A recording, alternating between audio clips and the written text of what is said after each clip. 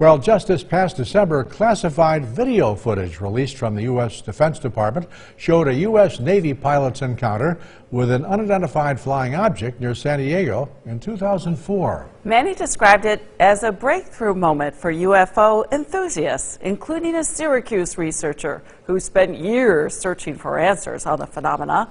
News Channel 9's Sean Martinelli introduces us to her for his special report, Secrets in the Skies. You saw one? Yeah, big time saw one. Черил Costa saw her first UFO at 12 years old, an experience that has always stayed with her. I watched it for 20 minutes after we got back on the highway, and it's clear blue sky, not a cloud in the sky. And when that thing decided to go, it was like, pew, gone, you know, and that changed. Yes, it came from outer space.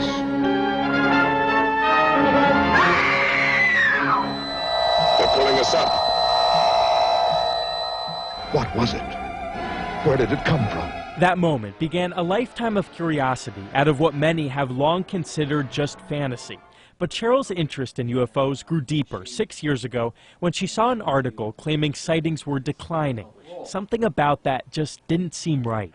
I went out to the National UFO Reporting Center's website, first time I'd ever been there, and just grabbed the year-end totals off one of their sub-pages and just dropped them into a spreadsheet, and the thing went up like this.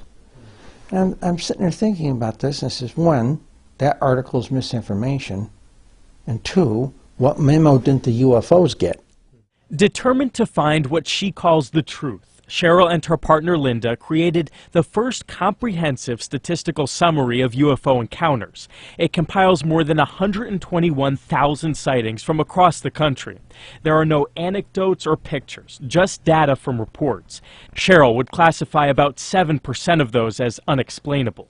See, it's having a big haystack, and somewhere in there are, instead of yellow hay, there's blue hay, a handful of it.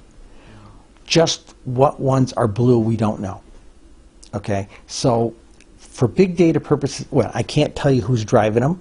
It might be aliens, it might be the government, it might be interdimensional beings, it might be the Teamsters. I don't know. I don't care. I just add them up.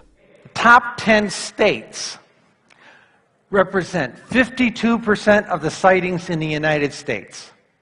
Okay. Now Cheryl speaks across the country, most recently at the UFO Congress in Scottsdale, Arizona. Just this month, she received their Researcher of the Year award. It's validation, Cheryl says, but her real motivation to keep doing this work is much more personal.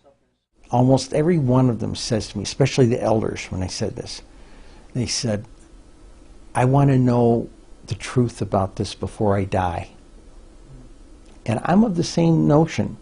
If anything I do helps bring that truth about, that's what I'm about. I want to get to the truth. She says she wants to get to the truth, Sean, but you know, a lot of people find this topic pretty hard to take seriously. So why do the story? Sure. Well, you know, I think it's our job to put the information out there. And in Cheryl's case, her and her partner spent well over a year doing all this research. It has some legitimacy behind it. It's been featured in the New York Times, Science magazine. And ultimately, as I mentioned, it's up there for people to decide if they want to believe it. Really just fascinating. UFOs. It is. And it's always something people think about. You bet. Thank you, Sean. Well, still ahead tonight.